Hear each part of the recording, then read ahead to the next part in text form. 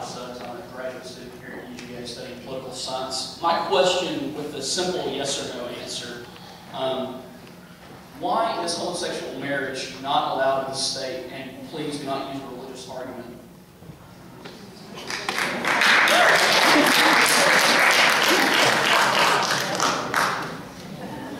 Kid, that's not a yes or no.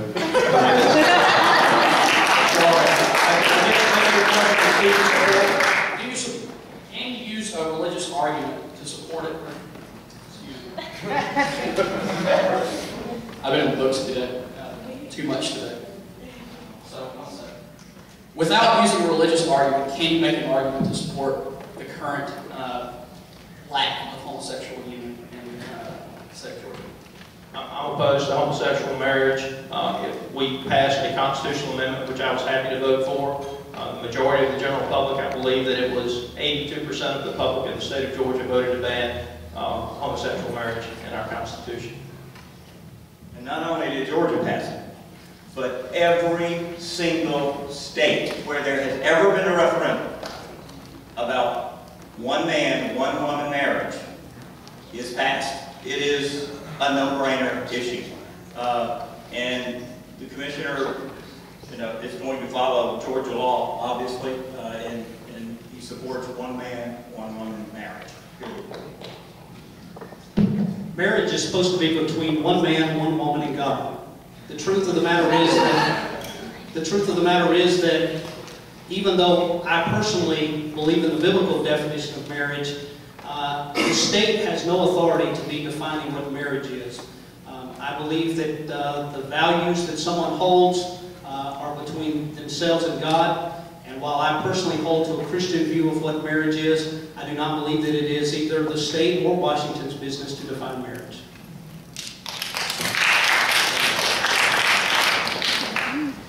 And I also agree that I believe in between the man and the wife, that that's the holy commitment that is made, and would not support any referendum or vote. That could be coming about again if I was governor. Thank you for the question. So I do have some yes or no questions, and y'all can pass the mic around at the end. I just got 3 I want to ask. If you support it, raise your hand. most of them are related to bills that are before the House, so they're germane. There's a point of sale bill that will basically ensure that businesses are paying their sales taxes to the Department of Revenue. Do you support that bill? Do you support that concept?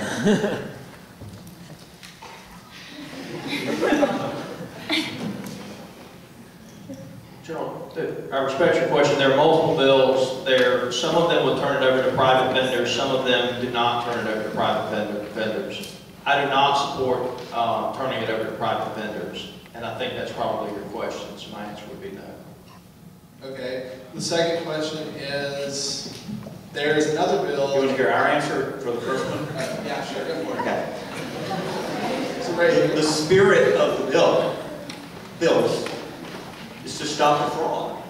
And when people are cheating the system, those that are playing by the rules pay for it. It's wrong. And so the commissioner has said that probably the first guy that's going to get fired, it's going to be the Department of Revenue Commissioner. We're going to transform that department. Though that's not all of our problems, but this revenue collection and allowing people not to have a sales tax number, as DeVoe Porter talked about in the previous debate, and then not having the software and the systems, and we've talked to mayors about this, not having the software and the systems to be able to track this and to compare who's paying sales tax and that sales tax number with the occupational tax records and other things is... Jim, I hate to move you along, but... sorry, it's negligent on it. Yeah, the second one is... Let me answer that Well, too. can I finish this, and then you guys can... After I answer your question, we can go to the next one. As I've already explained, I'm very much in favor of moving to a sales tax and doing away with income tax and property tax. But one of the things we ought to do it the right way is to have it collected at the local level. so that the local governments collect the money, they keep the lion's share of it there, and they write the checks to Atlanta, not send the money all to Atlanta, and then your local county and community have to beg, borrow, and steal to get it back when it's your money in the first place. If we keep the money locally, you'll keep the control locally. Okay, the second question is there's a couple of bills too that have to do with monitoring prescription drugs, which will create a database where the state will keep records on what drugs you're taking, and we often hear that those kind of decisions should be left between a person and their doctor. Do you support the state monitoring what prescriptions the doctors give you? Yes? No?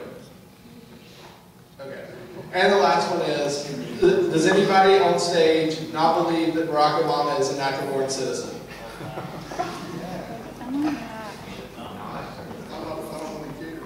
Okay.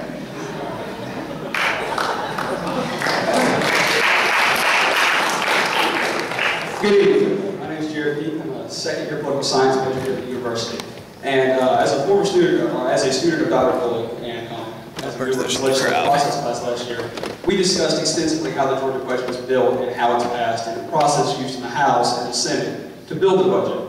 The Georgia budget is built on a continuing platform where a program is funded indefinitely, on top of whatever its funding was last year. When you support starting to sunset these programs, so we can take a legitimate look at what programs we are funding, what programs we don't need to fund, what programs need an increase, and what programs need a budget decrease. Because, in my opinion, that seems to be part of the problem, that we're funding programs that either need to be cut, programs we don't need to fund, or we're overfunding programs that we don't need anymore. Yes, I would say in addition to that, zero-based budgeting would be a part of my administration in regards to the budget process of beginning at zero every 3 years and building a budget from that. Sunsetting is an excellent idea and should be implemented, and I'm very supportive of that concept to accomplish and to control programs from growing and hiding up under others. That's a very good question. As a fiscal conservative, I also support the zero-based budgeting, but I'll go one step better than that. I believe that every law passed in the state of Georgia ought to have a sunset clause where it has to be revisited, and every law that's under consideration before voted on also should have to have a constitutionality section in its provision that states where under the Georgia and U.S. constitutions it is constitutional for the law or bureaucracy to be passed in the first place.